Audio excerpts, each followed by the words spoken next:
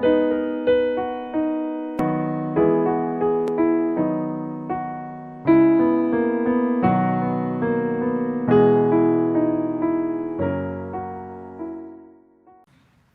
como les dije al principio, vamos a tomar este sermón por partes y hoy quiero que nos enfoquemos en los versículos 14 y 15. Entonces Pedro, poniéndose de pie con los 11, alzó la voz y les declaró: varones judíos y todos los que vivís en Jerusalén, sea esto de vuestro conocimiento y prestar atención a mis palabras, porque estos no están borrachos como vosotros suponéis, pues apenas es la hora tercera del día. Ahora es importante hacer algunas observaciones acerca del texto. Primero, es probable, acabo de leer el sermón en unos minutos, es probable que este sermón haya sido más largo, más palabras, que muchas más palabras fueron dichas en ese momento. Sin embargo, eso no lo sabemos, no tenemos la certeza de eso. Pero lo que sí sabemos es que, y estamos seguros, es que Lucas, guiado por el Espíritu Santo, nos dejó lo que Dios quiso que nosotros tuviéramos. Otra observación es que es un sermón. Hoy en día muchos tienen aversión a esa palabra sermón. No me sermoné o no venga a juzgarme. Lo que tenemos acá es un sermón con una introducción, un argumento con pruebas de la validez de las palabras que está dando y un llamado a la acción. Y lo vamos a estudiar en detalle. Y además es predicado. Fue predicado, no es un sermón escrito. Muchas veces leemos sermones, pero este es un sermón que se predicó, lo tenemos en forma escrita, porque así fue la manera como se nos entrega a nosotros, pero originalmente fue un sermón de una persona que se levantó y habló a un grupo de personas que escuchaban. Es una predicación, es decir, alguien se para y habla a un grupo de oyentes. Es decir, argumenta, discute con sus mentes, prueba, y un grupo de personas escuchan y son llamados a la acción. Eso es un sermón. Esta es otra palabra, la predicación, otra palabra que causa aversión. No es muy común en medios que no sean cristianos. No escuchamos que alguien me está predicando, sino normalmente la predicación se da en medios cristianos. Pero casi con que alguien, con solo mencionar que uno es predicador, ahí mismo levantan. Yo les digo a veces: ¿y usted qué hace? Yo soy predicador, y la gente ahí mismo levanta la ceja y dice: ¿predicador? ¿De qué trata? ¿De qué es eso? Porque el mundo en general, en su mayoría, no han escuchado ni siquiera una predicación en su vida. Y es por eso que muchos de los predicadores, para verse más aceptados, se hacen llamar comunicadores. Entonces él es un comunicador o un guía. Esto para quitar de la mente de las personas que hay un sermón que es predicado. Muchos cambian esa palabra sermón por algo más aceptable, el mensaje, o por el programa, o por la enseñanza, pero nada de sermón. Y no solo eso, de hecho cada vez más iglesias se han volcado a implementar coloquios o charlas o debates y cosas así para evitar encontrarse con un predicador predicando un sermón. Tratan de implementar actividades con grupos pequeños y hacen reuniones de adoración que son culturalmente relevantes.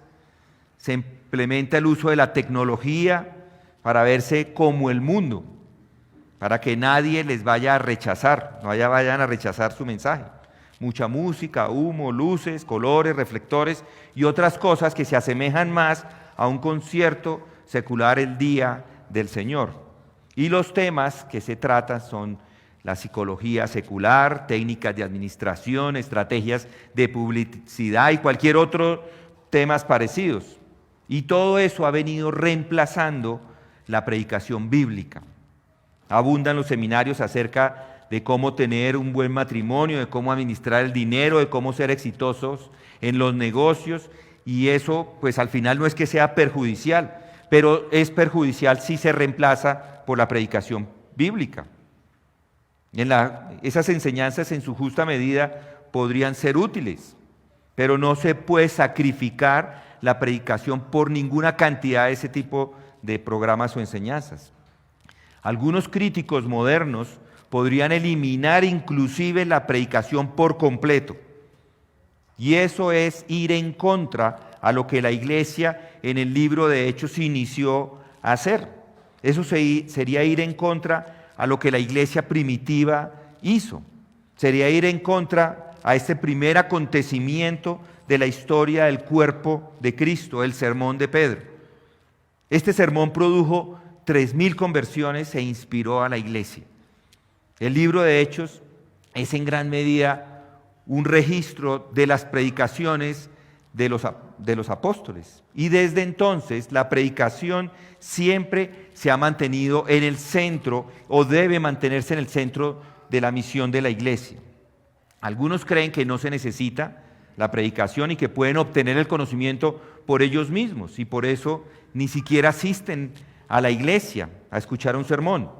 Piensan que pueden tomar sus libros y pueden ellos mismos, por medio de una investigación científica, acercarse a los secretos espirituales, por medio de una investigación metodológica, una investigación científica. Pero la forma en que Dios ha escogido para que conozca las verdades espirituales es por medio de la predicación. La predicación es el instrumento que Dios usa para que los hermanos seamos confrontados, todos, con nuestra ignorancia, con la ignorancia acerca del universo, con la ignorancia acerca de nosotros mismos, seamos confrontados acerca de la vida, de la muerte, de la eternidad. Y ojo, no es solo predicación por predicación, es la predicación de la verdad que se encuentra en las Escrituras. Las Escrituras son la única guía que tenemos para conocer cómo se dio el inicio de la vida, del porqué de la maldad, de quién es Dios, de quién es Jesús, de quién es el hombre, de cuál es el futuro de la salvación, del camino de salvación.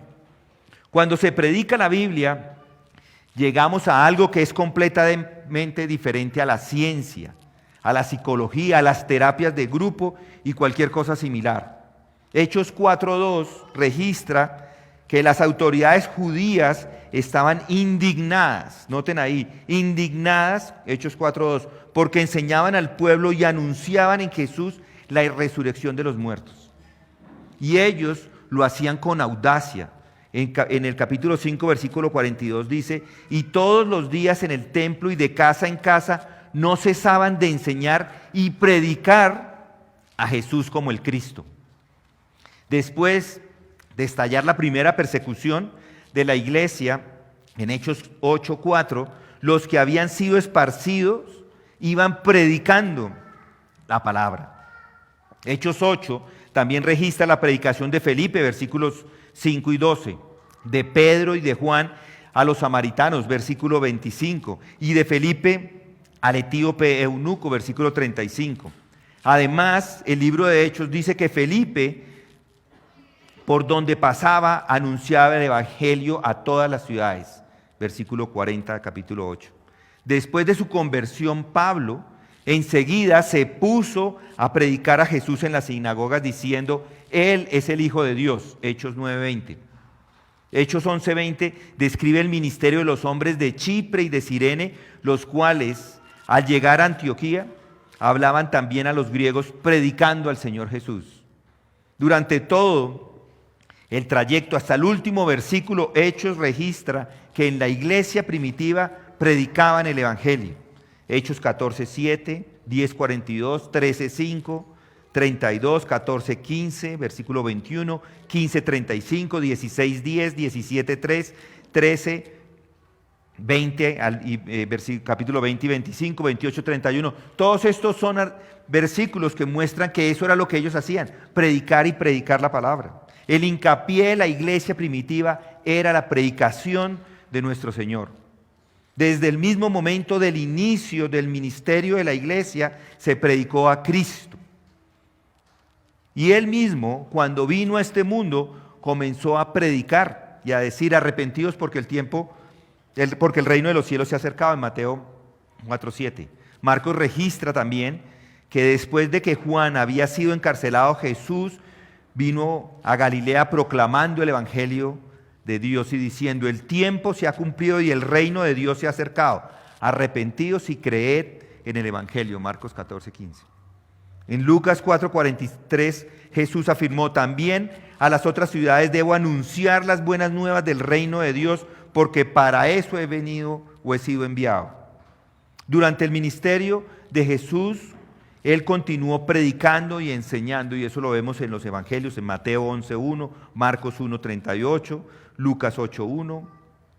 Lucas 4:16 dice, nos da una idea del punto o lo que el Señor tenía en mente acerca de su ministerio. Llegó a Nazaret, donde se había criado, y según su costumbre, entró en la sinagoga el día de reposo y se levantó a leer. Le dieron el libro, ¿se recuerdan? Le dieron el libro del profeta Isaías, y abriendo el libro halló el lugar donde decía, o donde estaba escrito: el Espíritu del Señor está sobre mí, porque me ha ungido para anunciar el Evangelio a los pobres.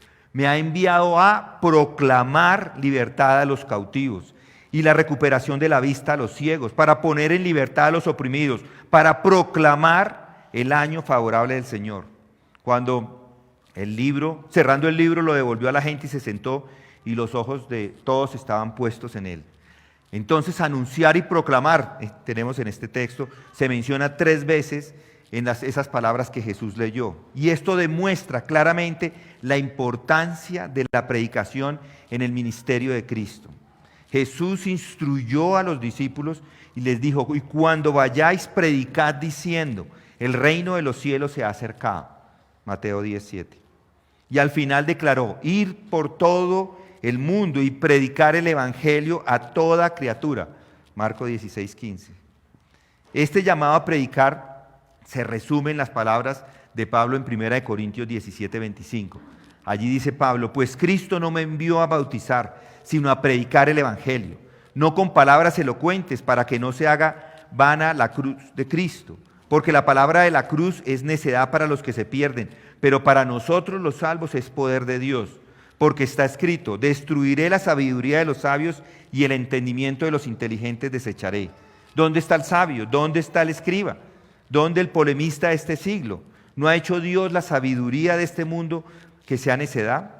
Porque ya que en la sabiduría de Dios el mundo no conoció a Dios por medio de su propia sabiduría, agradó a Dios mediante la necedad de la predicación salvar a los que creen. Porque en verdad los judíos piden señales y los griegos buscan sabiduría, pero nosotros predicamos a Cristo crucificado, piedra de tropiezo para los judíos y necedad para los gentiles. Mas para los llamados, tanto judíos como griegos, Cristo es poder de Dios y sabiduría de Dios, porque la necedad de Dios es más sabia que los hombres y la debilidad de Dios es más fuerte que los hombres. La predicación ha mantenido el lugar central en la vida de la iglesia a lo largo de los siglos. Entonces no podemos venir hoy a cambiarle y decir: no, es que no se predica, aquí vamos a hacer algo diferente. No. La reforma inició con la predicación, fue iniciada y fue ese avivamiento en ese momento por la predicación de hombres como Lutero, como Zwinglio, como Calvino. El mismo centro del movimiento puritano del siglo XVII puso énfasis en la predicación bíblica. El gran despertar del siglo XVII fue dirigido mediante la predicación de hombres como George Whitefield, como John Wesley, como Jonathan Edwards. El siglo XIX vio grandes evangelistas como Moody, predicadores como Spurgeon, como McLaren. Hoy las iglesias sanas es donde se encuentran predicadores como John MacArthur, como estaba hasta su momento R.C. Sproul, o como Lawson, o como cualquiera de estos que ustedes conocen. Un hombre piadoso, dotado por el Espíritu Santo para predicar la palabra, no tiene quien le iguale en cuanto a la predicación de la verdad bíblica. Eso es así. Ese es el método ordenado por Dios para evangelizar y edificar. La debilidad de la iglesia contemporánea se debe en gran manera a la declinación de la predicación bíblica. Pablo lo puso como norma cuando dijo: Cuando fui a vosotros, hermanos, proclamando el testimonio de Dios, no fui con superioridad de palabra o de sabiduría, pues nada me propuse saber entre vosotros, excepto a este Cristo crucificado. Y estuve con vosotros con debilidad, con temor y mucho temblor.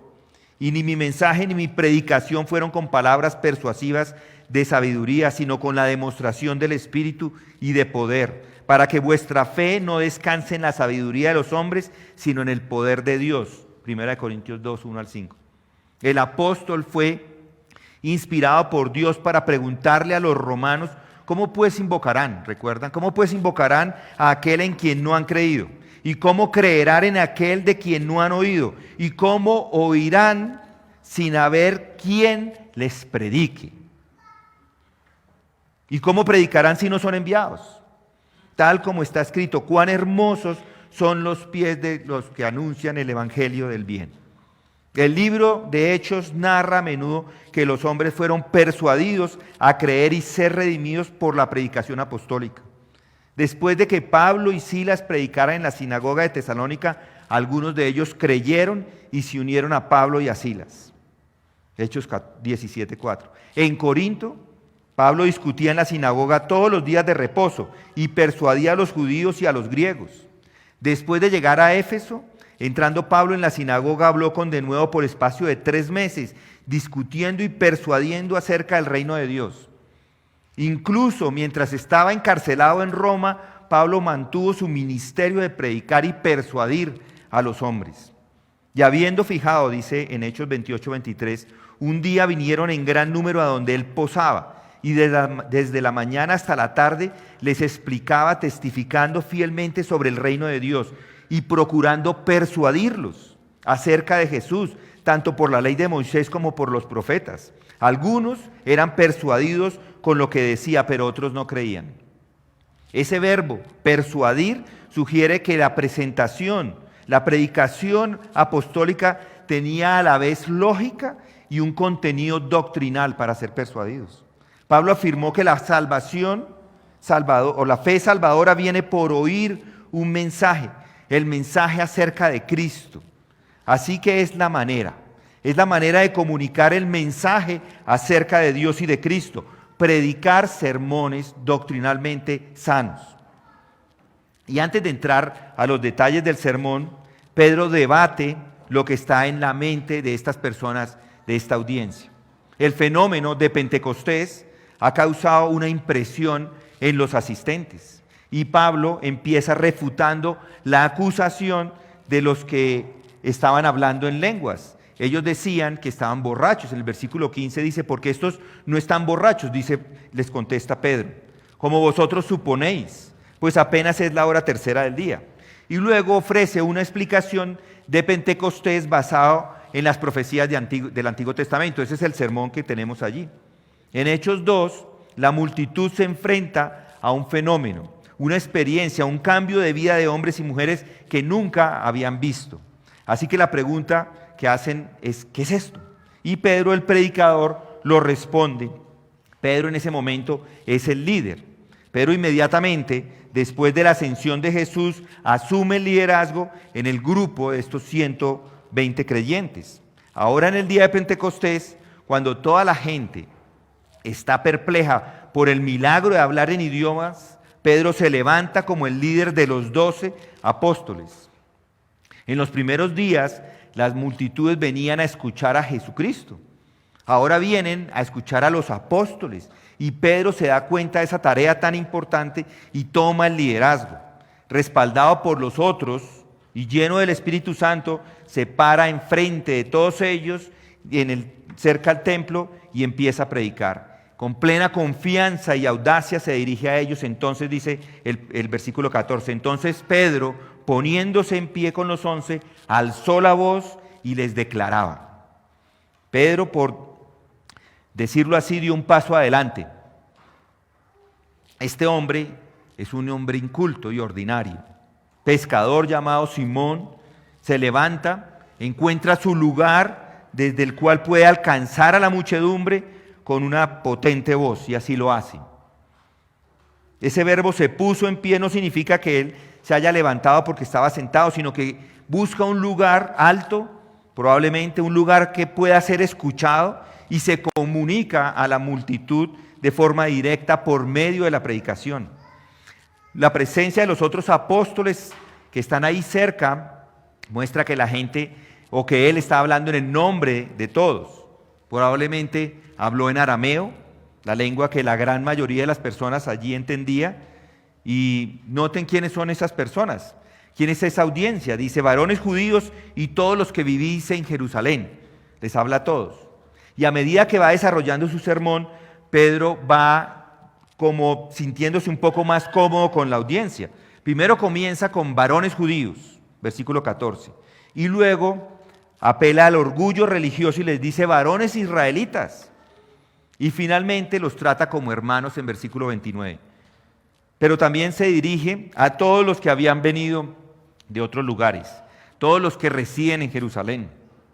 Aunque no mencionan los convertidos, seguro estaban hablándoles a ellos también. No se refiere tampoco a las mujeres, pero tampoco las está despreciando, sobre todo si se toma en cuenta que cuando se usa la palabra hermanos también incluye a las mujeres. Les pide que presten mucha atención porque va a explicar todo lo que ellos han visto y han oído.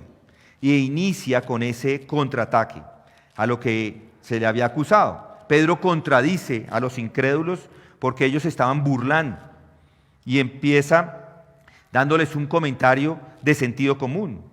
Señalando a los apóstoles dice: porque estos no están borrachos como vosotros suponéis, pues apenas es la hora tercera del día. Recuerden que antiguamente se dividía el tiempo entre el amanecer y el anochecer en 12 periodos. Esto significa que tales periodos eran más cortos en el invierno. Por supuesto, los días son más cortos en el invierno y en el verano los días son más largos. Hay más luz y en el invierno eran más cortos, y en este momento pensamos que está en mayo y la hora tercera no eran las 9 como algunos dirían, sino son las 8 de la mañana. Son las 8 de la mañana y a esta hora del día 120 personas no iban a estar borrachas, especialmente si era un sábado y si era un día festivo, si era Pentecostés. De hecho, el judío no se servía la primera comida hasta el mediodía. Esto cierra el argumento de que estaban borrachos.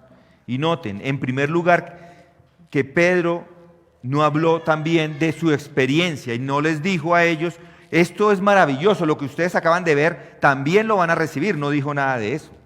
Tampoco les animó a buscar hablar en lenguas, ni nada por el estilo.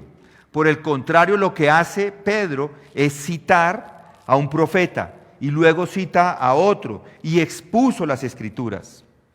Además expuso las Escrituras en términos de hechos, de eventos ciertos con argumentos verdaderos, y lo vamos a ir viendo. Todo este sermón es un recital de hechos y es una explicación de ellos. Cada detalle está puesto allí de una manera muy interesante. Pedro dijo en el versículo 32, a este Jesús resucitó Dios, de lo cual todos nosotros somos testigos. De hecho, se dirigió a ellos diciendo: varones israelitas, escuchad estas palabras. Jesús el Nazareno, varón confirmado por Dios entre vosotros con milagros, prodigios y señales que Dios hizo en medio vuestro a través de él, tal como vosotros mismos sabéis, a este, entregado por el plan predeterminado y el previo conocimiento de Dios, clavasteis en una cruz por manos de impíos y le matasteis. A quien Dios resucitó poniendo fin a la agonía de la muerte, puesto que no era posible que él quedara bajo el dominio de ella. Pero aquí está mostrando a los oyentes, a sus oyentes, hechos objetivos, y luego elabora un argumento. Y la esencia es esta. Están preguntándose qué es esto, y solo puede explicarlo en términos de una sola persona: Jesús de Nazaret. Esa es la única explicación. Si quieren entender lo que ha sucedido, dijo Pedro, si quiere entender este asombroso acontecimiento, tiene que mirar a la persona de Jesús de Nazaret. Así que Pedro les habló sobre el nacimiento, sobre la vida de nuestro Señor, sobre su enseñanza y especialmente sobre la muerte en la cruz, su entierro en la tumba y luego su resurrección y ascensión. Y finalmente acaba con con esto explica lo que acaba de suceder en este día de Pentecostés y qué es lo que deberían hacer a la luz de esa verdad. ¿Qué sermón? Es un sermón espectacular. Ahora, el argumento del apóstol es que los eventos del día de Pentecostés no se habrían dado si no fuera por esos hechos acerca de Jesucristo, si no fuera porque nuestro Señor había resucitado entre los muertos y se había aparecido a sus discípulos. Si eso no hubiera pasado, nada hubiera sucedido. Pedro estaba afirmando que este Jesús de Nazaret es el Hijo unigénito de Dios y que esa afirmación es probada por la resurrección de entre los muertos. Así que Pedro da una larga cita de David y solo las voy a mencionar porque las dejamos para estudiar un poco más adelante. Pero en su sermón en Hechos 2, Pedro cita estas dos profecías en particular, la profecía de Joel y la profecía de David, quien debido a que era un hombre de Dios también profetizó y escribió las profecías en forma de salmos. El argumento del apóstol es que la profecía ahora es un hecho, es una realidad. Estas profecías fueron escritas siglos antes del nacimiento de Jesucristo. Por lo tanto, no hace la menor diferencia si es muy volátil o tranquilo, si una persona es optimista o pesimista. Esto es un hecho sólido, esta es una verdad firme. Muchos siglos antes de la venida de Cristo, ya esto eran verdades firmes de lo que iba a pasar. Y estos hombres escribieron en documentos que se conservaron, profecías sobre la persona que iba a venir. Dieron los detalles más extraordinarios concernientes a él, detalles sobre su nacimiento en Belén, sobre su pobreza, sobre el carácter de su vida. Hablaron de su viaje a Jerusalén en un burro, de la traición por 30 piezas de plata, y predijeron que él sería llevado como un cordero al matadero y asesinado. Dijeron que él moriría así, pero que resucitaría y que ascendería y enviaría el Espíritu Santo. Todo eso fue profetizado. Pedro entonces, siendo el líder, un líder reconocido y el vocero de los apóstoles durante el ministerio terrenal de Cristo, alzó la voz para ser escuchado y que todos lo pudieran oír. Y se los dijo a estos residentes de Jerusalén, a todas las multitudes que se habían reunido para celebrar Pentecostés. Oíd mis palabras, les dice. Y eso expresa esa confianza de Pedro. No hay titubeo ni equivocación en su corazón, pero no da a entender que este es un asunto dudoso o que no se pueda explicar. Su discurso es respetuoso, pero firme. Su predicación fue amorosa, pero sincera, y procede con calma a mostrarles el error. Cuando los enemigos del cristianismo ridiculizan el Evangelio o nos ridiculizan a nosotros, debemos contestarles de modo amable, como nos muestra aquí Pedro, de modo respetuoso, pero firme. Debemos razonar con ellos tranquilamente y convencerlos del error, como dice Proverbios 15:1. La suave respuesta aparta el furor, mas la palabra hiriente hace subir la ira, ¿lo recuerdan? En este caso, el apóstol actuó sobre el principio que luego les ordenó a todos, el apóstol Pedro.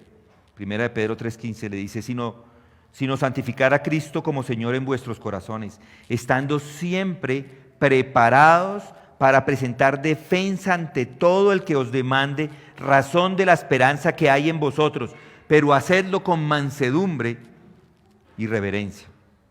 Obviamente Pedro, lleno del Espíritu Santo, era un hombre muy distinto al miedoso que encontramos en los evangelios, al miedoso que lo negó 3 veces. Este es el sermón, este es el inicio del sermón. Lo que hemos visto hasta ahora es simplemente una introducción a ese sermón de Pentecostés. Y la introducción capta la atención de los oyentes. En este caso, el Espíritu Santo provee la introducción del sermón. Ese estruendo como de un viento recio, y el milagro de las lenguas capta la atención. Todo el mundo estaba ahí, pendiente, por supuesto, de ver qué era lo que iban a decir. Estaban desconcertados y confundidos y querían una explicación. Y en ese momento se para Pedro y les da la explicación. Refuta, sin embargo, antes la falsa acusación de que estos hombres estaban ebrios. Rechaza esa acusación como absurda, porque era la hora tercera. Pero, ¿qué podemos aprender hasta el momento de lo que hemos meditado hasta ahora? La predicación es la manera de comunicar las verdades de Dios. Es a través de sermones que se comunican. La sana doctrina es la que se predica, no eventos o psicología o cosas que me han pasado, historias personales. Es la verdad la que se predica y se predica en contra del error. En algunas iglesias el credo y los mandamientos están pintados en puestos por ahí, a veces hasta Biblias encontramos en algunos lugares abiertas, pero esa no es la manera de comunicar la palabra de Dios. La palabra de Dios se comunica a través de la predicación, es a través de la oratoria. El verdadero predicador no debe temer de ningún rival porque es la voz humana la voz humana no tiene sustituto. Incluso un evangelio escrito no es igual a un evangelio hablado. El corazón el corazón va a recibir esa predicación y va a estar dispuesto a abrirla. Es la manera como se da por medio de la predicación y es la manera que nos dice o nos muestra nuestro pecado, nos muestra nuestros errores. Además hay un líder que es el que predica. Este hombre se levanta y toma el liderazgo y predica. No es una serie de grupos, quien quiere decir algo y luego otro va a decir otra cosa y luego van a decir, no, en la iglesia alguien se levanta y hace la exposición y la predicación de un mensaje. Un hombre que puede llamar la atención, que levanta la voz, que pone las ideas en orden para que puedan ser entendidas. Un hombre que tiene el conocimiento para hablar las verdades. Un hombre que usa palabras. Estar preparados es importante a todos. No estamos hablando de la predicación solamente desde un púlpito. En otros momentos también hay predicación cuando usted tiene a su familia, le puede predicar el evangelio también. Debe estar preparado. En este momento piensen en Pedro. Este hombre estaba preparado para levantarse y predicar. Yo tengo que pasar horas y horas acá para decir lo que digo ahora. Este hombre ni siquiera sabía qué es lo que estaba pasando. Llegan y se presentan las lenguas porque no sabían que venían. Llegan las lenguas y ¿qué hace él? Empieza a predicar. De una vez, estaba listo, de improviso. No es fácil, pero este hombre estaba listo, capacitado para hacerlo y todos estaban listos para escuchar lo mismo. Además, el tono que utiliza, muchas veces los predicadores y nosotros mismos somos muy duros con las personas y tenemos un discurso fuerte. Queremos que ya entiendan todo y nos vamos con todas las baterías y lo único que conseguimos es que la gente cierre sus oídos y nunca más vuelvan a escuchar nada. Entonces, hay que adaptarse a las circunstancias, hay que ser amoroso para entregar el mensaje. Tiene que ser bíblico porque no son charlas, ni mi experiencia, ni mis historias, es lo que dicen las Escrituras. Hay que reprender el pecado y siempre Cristo debe ser el centro. Desde el principio, la mitad y hasta el final es Cristo. Un sermón debe golpear la conciencia de las personas, entonces hay que estar preparados para eso. Y aquellos que vienen los domingos, que están acá, que estamos aquí los miércoles, por supuesto, hay que prepararnos para escuchar también. Además de una persona prepararse para predicar el evangelio, otros tienen que estar listos, los otros tienen que estar listos para escuchar. escuchar y obedecer lo que Dios dice en su palabra. Normalmente nos distraemos, ¿cierto? Muchas veces nos distraemos y estamos pensando en 1000 cosas antes de estar escuchando el mensaje. Pero tiene la habilidad para hacerlo, para estar pendiente de lo que se va a decir, porque Dios está haciendo la comunicación de su verdad a través de la predicación. Y Dios promete bendecirles si le escuchan. Muchas veces somos ignorantes de tantas verdades bíblicas y todavía no las queremos aprender. Entonces no escuchamos, a veces somos impulsivos, estamos pensando en lo que vamos a hacer después. Estamos como muertos por la maleza y la tierra no está lista para recibir la palabra de Dios. Entonces no solamente el predicador debe estar listo para predicar y estar con el mensaje dispuesto a entregarlo, sino que la audiencia debe estar lista a recibir ese mensaje. Meditar todos los días en lo que se escucha, orar en la semana en lo que se ha escuchado, confesar sus pecados de acuerdo a lo que ha escuchado. Por eso debemos quitar todo lo que nos distrae, toda la televisión, Facebook, todo el media que estamos inundados constantemente con ellos para estar preparados para la predicación, para la semana estar meditando en la predicación.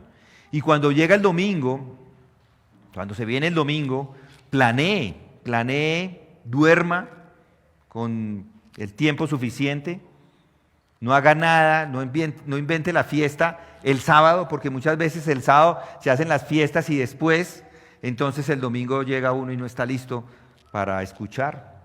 No vea cosas que le distraigan, deje todo listo para que pueda venir el domingo y estar dispuesto a recibir lo que Dios quiere comunicar ese día. No va a ser, esto pues no es bíblico, pero no sé, como un tamal el domingo por la mañana, porque de pronto va a estar mal del estómago y no va a poner atención. Y haga lo mismo con todos los miembros de la familia, para que puedan estar listos. Llegue temprano.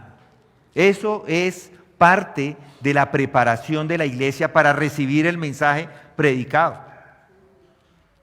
Venga con consistencia. Recuerde que estamos siguiendo una serie de textos que van uno detrás de otro, y si se los pierde, después dice, no, yo los voy a escuchar en mi casa, y nunca los escucha.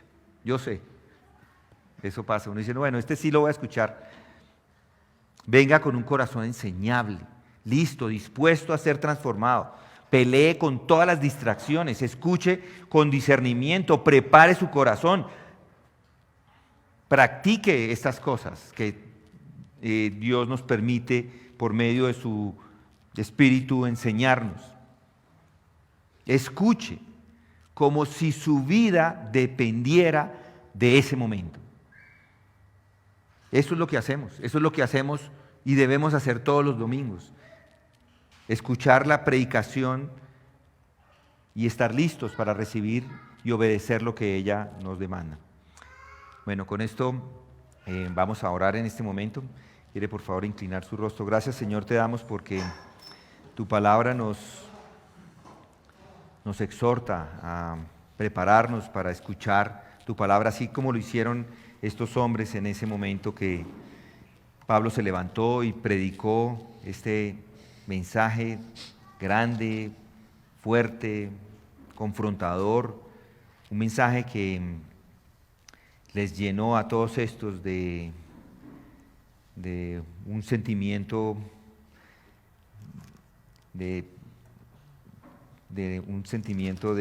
a leerlo acá, ese sentimiento de compunción de corazón, y dijeron a Pedro, ¿y ahora qué haremos?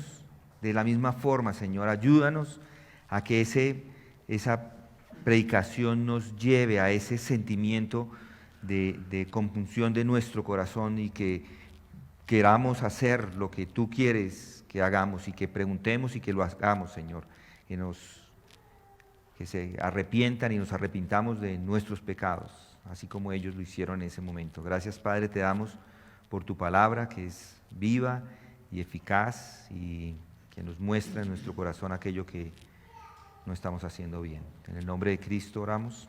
Amén.